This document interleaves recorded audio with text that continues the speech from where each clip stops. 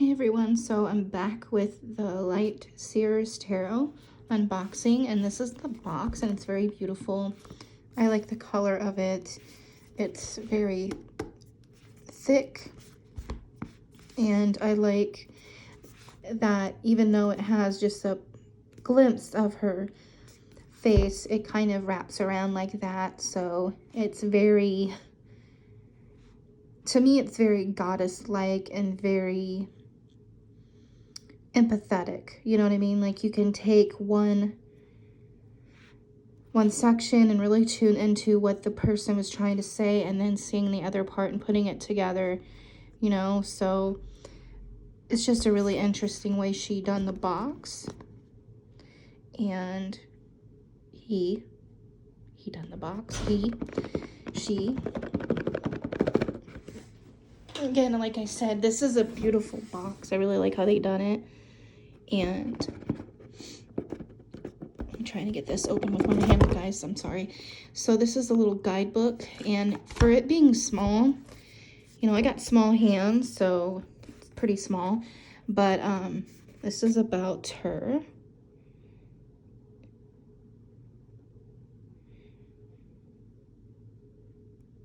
I really like reading about who makes these, but this is a small book, and I like that it has the light and then the shadow, because I'm a shadow worker. So I'm really going to enjoy this deck. I can just tell by the spread and then the, you know, the light and the darker energies to work through the shadow. Whew, excuse me. And then it has the Soul Joy spread, and it has a couple other spreads in here, I believe. Yep. Calling in Love, the shadow spread. So that's really cool. So I'm going to have fun reading this one too. And then this is what it looks like when you first get it. I'm just going to dump it out like that. Ooh, the backs. I don't think I've seen the backs of these yet. So this is new to me. So these are the backs. And I would say this is this is more of a matte finish, and it is still a little flimsy, but it's a lot more of a cardstock that is more durable than the other deck that I just reviewed, which is the Magical Dogs Tarot. That was a little bit more flimsy. This is more durable, so that's nice. And again, I just really like the back. Okay, so here, let's try it this way. Here we go. I'll start with the Fool, go in order the way it was intended to. So that is the Fool, the Magician. That's pretty neat. The High Priestess, that's on the box. Then you have the Empress. I really like that depiction of it. The Emperor. I like this one a lot. I think this is my favorite depiction of the Emperor, just because of the energy I get from it. I can almost feel like I can do like journeying work with him and talk to him, if that makes sense. Like talk to the energy that this person put into this figure as they were creating this card. And then, of course, there is a lot of more and different symbology or symbolic messages in this card. So that's interesting. And there is the Hierophant. That one's pretty neat. The Lovers. It's very beautiful. Very beautiful. And then the Chariot, that's pretty neat. The Strength. I like it, but it's kind of different. It's going to take me a while to get used to that. The Hermit. The Wheel. Justice is pretty interesting. I really like that, because to me, that is depicting what I feel some of what the creator of this deck was trying to go for, the light and the shadow aspects, the internal and external world of each person. The Hanged Man. Interesting. Death and rebirth. I really like that. There's a lot of symbolic,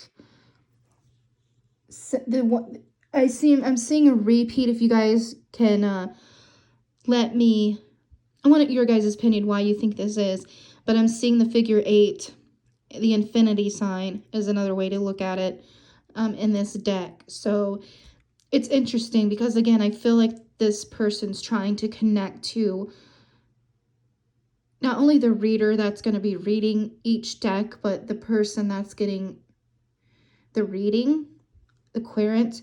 I feel that they're really trying to tap into all aspects of the person, not being judgmental, being very open-minded and connecting to the different, maybe the different culture, the different backgrounds, the different experiences. And again, I just feel like this person has a really open mind.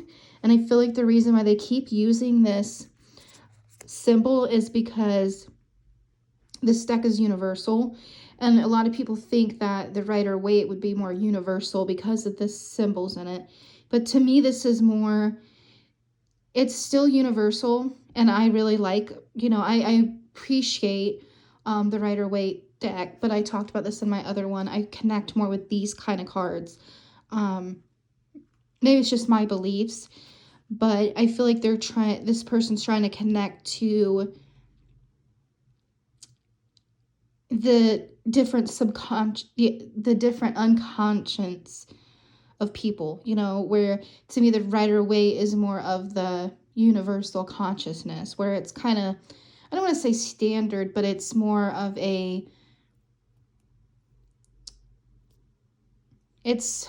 how do I explain it?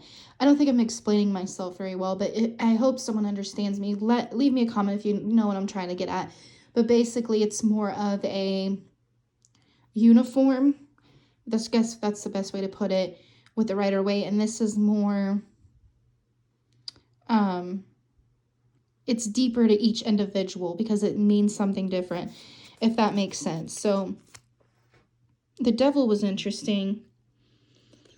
It looks almost inviting, which is, I think that is what people don't understand about the Devil, is they always go to fear. And sometimes I think I can really do some tarot discussions with this deck. So I'm going to leave off on that note because I really want to know if you guys would be interested in me reading these cards and do like a tarot card each week, each month, each Sabbath, each SBAT, whatever you celebrate, and just kind of go over and do some deep diving with it, like tarot study with us as a group, But the Tower is really interesting as well. I really like this star. It's kind of like drawing down the moon, but it's drawing down the star. And then the moon is interesting. Again, I think I could really... I think this is one of my favorite decks now, as of now. And I really just feel there's a lot going on here. Like, you could really work with this deck if you're wanting to do shadow work, if you want to do some healing, if you want to tap into your intuition, if you want to tap into art. I just think this is a great deck. Really do. I thought I was going to like this deck, honestly, and then I was like, it's going to be a cool deck, but now I'm like in love with this deck. Wow. I'm so glad I got this deck. I really love the Magical Dog Tarot as well, the one I done before. That one's so adorable. Like, that's going to be my favorite, of course, to communicate with animals, especially dogs, of course. But these are just incredible.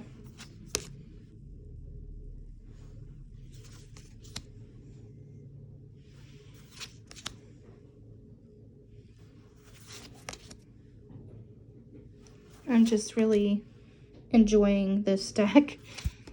I'm hoping to be using these in person as well, just not online. I've been having a lot of people come in person, which is great. Gives me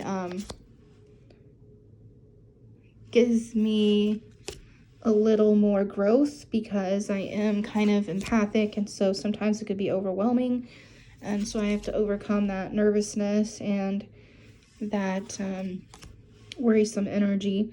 But I really like this. This one is what sold me, I think, when I was looking at this deck, and there was, I think, a review. I don't believe I went through the whole flip through. I think I went through just a little bit, and I saw this, and I was like, whoa, perfect. It kind of reminds me of my business.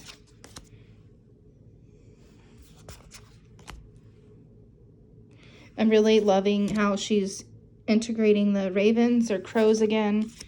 It's really coming ahead. You know, it seems like it's getting more and more of them once you get into the mind, which is interesting when you think of the swords. It has to do with the mind. So I really like that.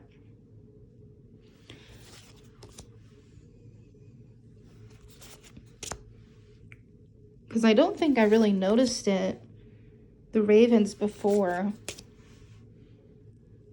No, I don't think they're in here with the pentacles, which that makes sense. I really like that. Like I said, it seems like you could really dive deep with these cards, and the imagery and the symbolism is going to be someone that is wanting to get a grip on the tarot, but also wants to have a little bit of appreciation for art and thinking outside the box and really getting other intuitive messages other than the standard descriptions of the cards. This one's beautiful. This reminds me of Maria Laveau, and I do have Maria Laveau right there. And forgive my room, it's a mess, but I need to work on it. But yeah, I really like this deck. I think it's going to shuffle great.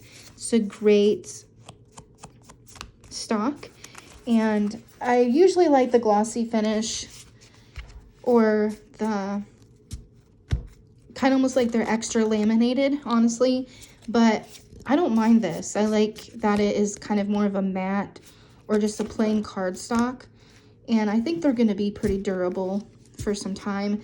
I don't think I'm going to be too rough with them because I feel like it's a very, to me, it's going to be a very important deck, so I don't want to go crazy like I do with my other decks and just be careless. But I hope you guys enjoyed this, and let me know what your favorite card was, and let me know what you guys think of this deck, what your likes were, what your dislikes were, and I will talk to you shortly. Many blessings.